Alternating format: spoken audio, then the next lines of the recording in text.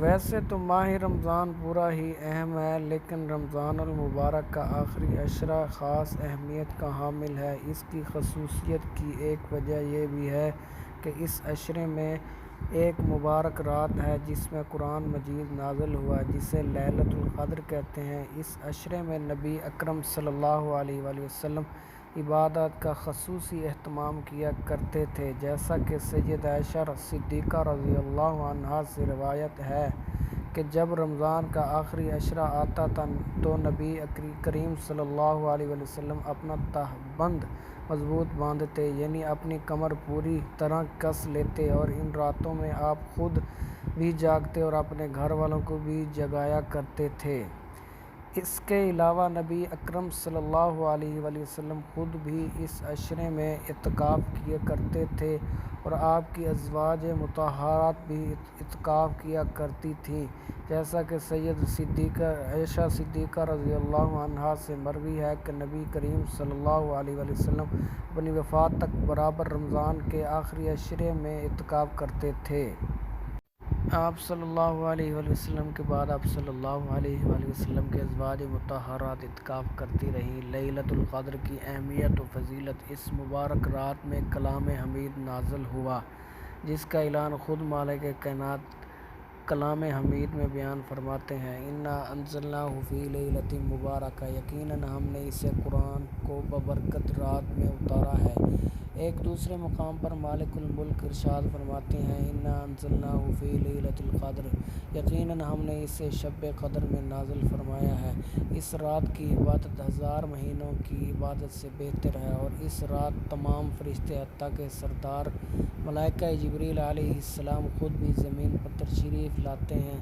کلام حمید میں خالق ارض و سماء اس کی نشاندہی فرماتے ہیں: لیلۃ القدر خیر من الف شہر، تنزل الملائکۃ والروح فیہا بإذن ربہم من کل امر۔ شب قدر 1000 مہینوں سے بہتر ہے، اس میں ہر کام کے سر انجام دینے کو اپنے رب کے حکم سے فرشتے اور روح جبریل اترتے ہیں۔ لیلۃ القدر کون سی رات ہے؟ قرآن مجید سے ہمیں پتہ چلا کہ جس مبارک رات میں قرآن مجید نازل ہوا، اور وہ رات لیلۃ القدر ہے جو کہ رمضان المبارک میں ہے۔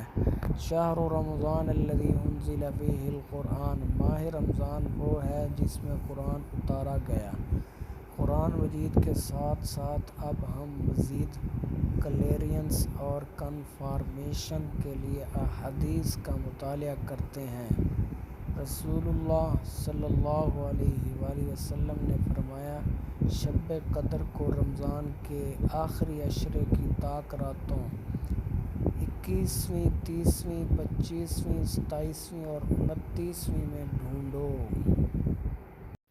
بہت سے صحابہ کرام رضوان اللہ علیہم اجمعین نے نبی کریم صلی اللہ علیہ وآلہ وسلم سے اپنے خواب بیان کیے کہ شب قدر رمضان کی 27ویں رات ہے۔ اس پر نبی کریم صلی اللہ علیہ وآلہ وسلم نے فرمایا کہ میں دیکھ رہا ہوں کہ تم سب کے خواب رمضان کے آخری عشرے میں شب قدر کے ہونے پر متفق ہو گئے ہیں، اس لیے جسے شب قدر کی تلاش ہو وہ رمضان کے آخری عشرے کی طاق راتوں میں ڈھونڈے۔ اس کے علاوہ ہم شروع میں ایک حدیث میں پڑھ چکے ہیں کہ آپ صلی اللہ علیہ وآلہ وسلم رمضان کے آخری عشرے کی راتوں میں خود بھی جاگا کرتے اور گھر والوں کو بھی جگایا کرتے۔ ان ساری چیزوں کا خلاصہ یہ ہے کہ لیلۃ القدر رمضان کے آخری عشرے کی 5 طاق راتوں میں سے ایک رات ہے۔ ہمیں آخری عشرے میں صرف ایک طاق رات نہیں بلکہ 5 طاق رات میں جاگ کر عبادت کرنی چاہیے۔ 5 راتیں عبادت کریں گے تو ان میں سے کوئی ایک ضرور لیلۃ القدر ضرور ہوگی، جس کا ہمیں 83 سال 4 ماہ کی عبادت سے بھی بہتر اجر ہوگا۔ لیلۃ القدر کی نشانیاں: لیلۃ القدر کی چند نشانیاں حدیث میں بیان ہوئی ہیں جن سے ہم اندازہ لگا سکتے ہیں کہ 5 راتوں میں سے کون سی رات لیلۃ القدر ہے۔ یاد رہے، ہو سکتا ہے لیلۃ القدر ایک سال میں 25ویں رات ہوئی ہو اور اگلے سال میں 21ویں، 23ویں، 27ویں یا 29ویں ہو، یا ہر سال ایک ہی رپیٹ ہو۔ اس کا علم اللہ کے پاس ہے۔ لیلۃ القدر کی نشانیاں نوٹ فرما لیجئے۔ نمبر 1، لیلۃ القدر کے بعد جو صبح ہوتی ہے اس دن سورج تاشت کی طرح نکلتا ہے، جب تک وہ بلندی کو نہ پہنچ جائے اس کی کرنیں نہیں نکلتی۔ نمبر 2، لیلۃ القدر کی صبح کا سورج سفید ہوتا ہے، اس کی کوئی شع نہیں ہوتی۔ نمبر 3، لیلۃ القدر نرمی والی معتدل رات ہوتی ہے، نرم نہ گرم نہ ٹھنڈی۔ اس رات کی صبح کی روشنی کمزور اور سرخی مائل ہوتی ہے۔ لیلۃ القدر کا چاند ایسا ہوتا ہے جیسے بڑے تال کا کنارہ۔ نمبر 5، اس رات میں کبھی بارش بھی ہو سکتی ہے۔ لیلۃ القدر کی علامات کے متعلق لوگوں میں چند غلط باتیں مشہور ہیں، مثلاً اس رات کتے نہیں بھونکتے، گدھے کم بولتے ہیں، سمندر کا کھارا پانی میٹھا ہو جاتا ہے، درخت زمین کو سجدہ کرتے ہیں اور پھر اپنی جگہ لوٹ آتے ہیں، ہر جگہ روشنی ہی روشنی ہوتی ہے وغیرہ۔ یہ باتیں شریعت اسلامیہ سے ثابت نہیں۔ لیلۃ القدر کیسے گزاریں؟ قرآن و سنت ہماری ہر معاملے کامل رہنمائی کی ہے۔ اس مبارک رات میں پہلا کام یہ کہ ہم نے قیام کرنا ہے، کیونکہ اس رات قیام کرنے سے ہمارے سب کا تمام گناہ معاف کر دیے جائیں گے، جیسا کہ سیدنا ابو ہریرہ رضی اللہ عنہ سے روایت ہے کہ رسول صلی اللہ علیہ وآلہ وسلم نے فرمایا کہ جو کوئی شب قدر میں ایمان کے ساتھ اور حصول ثواب کی نیت سے قیام کرے، اس کے تمام پچھلے گناہ بخش دیے جائیں گے۔ اور کوشش کرنی ہے کہ قیام لمبا کرنا ہے، یعنی نوافل لمبے قیام کے ساتھ پڑھنے کی کوشش کرنی ہے، جیسا کہ حدیث مبارک میں اس رات لمبے قیام کا اشارہ ملتا ہے۔ حضرت نعمان بن بشیر رضی اللہ عنہما فرماتے ہیں کہ ہم نے رمضان المبارک کی 30ویں رات میں رسول اللہ صلی اللہ علیہ وآلہ وسلم کے ساتھ تہائی رات تک قیام کیا، پھر 25ویں رات میں آپ کے ساتھ نصف رات تک قیام کیا، پھر 27ویں رات آپ کے ساتھ اتنی دیر تک قیام کیا کہ ہم نے سمجھا ہم فلاح سحری نہیں کھا سکیں گے۔ لیلۃ القدر کی دعا رسول اللہ صلی اللہ علیہ وآلہ وسلم سے ثابت ہے۔ ہمیں اس دعا کا اہتمام آخری عشرے کی 5 طاق راتوں میں کرنا ہے، کیونکہ ہمیں نہیں علم کہ لیلۃ القدر کون سی رات ہے، لہٰذا ہمیں لیلۃ القدر کی تلاش میں آخری 5 طاق راتوں میں سے اس دعا کا کثرت سے اہتمام کرنا ہے، جیسا کہ سیدہ عائشہ صدیقہ رضی اللہ عنہا سے روایت ہے کہ میں نے عرض کیا، اللہ کے رسول، اگر مجھے شب قدر مل جائے تو کیا دعا کروں؟ آپ صلی اللہ علیہ وآلہ وسلم نے فرمایا، یہ دعا کرو، اللہم انک عفو تحب العفو فاعف عنی۔ ترمذی میں ایک لفظ کے اضافے کے ساتھ یہ دعا موجود ہے۔ دونوں دعائیں پڑھی جا سکتی ہیں۔ اللہم انک عفو کریم تحب العفو فاعف عنی۔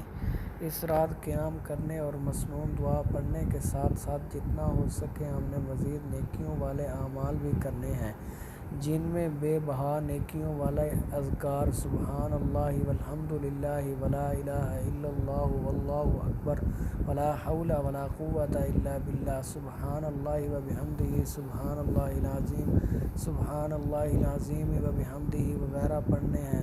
سورۃ الاخلاص 1 مرتبہ پڑھنے کا اجر 10 پارے پڑھنے کے اجر کے برابر ہے، یعنی 3 مرتبہ پڑھنے کا اجر 1 قرآن مجید پڑھنے کے اجر کے برابر ہے۔ تو سورۃ القدر کی آیت نمبر 3 استدلال کرتے ہوئے اس رات ہم جو عبادت کریں گے وہ ایسے ہے جیسا کہ ہم نے 83 سال 4 ماہ تک یہ عبادت کرتے رہے، بلکہ اس سے بھی زیادہ اور بہتر اجر ہے، اور ہماری زندگی پتہ نہیں 83 سال تک ہونی بھی ہے کہ نہیں۔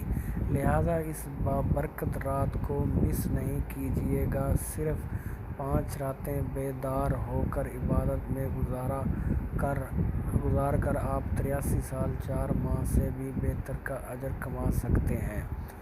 نوٹ: ہمیں رمضان المبارک کے آخری عشرے کی 5 طاق راتوں میں بیدار ہو کر عبادات کرنی ہیں، لیلۃ القدر مغرب سے لے کر طلوع فجر کی اذان تک ہوتی ہے، جیسا کہ کلام اللہ میں فرمایا گیا، سلام حتی مطلع الفجر، یہ رات سراسر سلامتی کی ہوتی ہے اور فجر کی طلوع ہونے تک رہتی ہے۔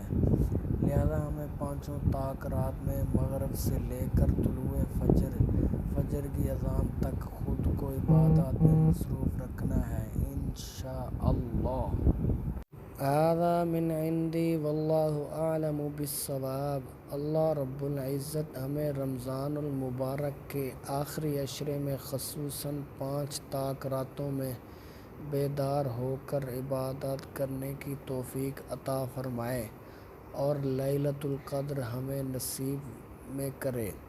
ہمیں اس رات کی برکات کو سمیٹنے کی توفیق نصیب فرمائے، اس مبارک رات کو ہمارے مغفرت کا ذریعہ بنائے، اللہ ہم سے راضی ہو جائے، ہمیں روز قیامت اپنا دیدار کا مستحق بنائے اور رسول اللہ صلی اللہ علیہ وآلہ وسلم کی رفاقت نصیب فرمائے، آمین ثم آمین۔ وما علینا الا البلاغ المبین۔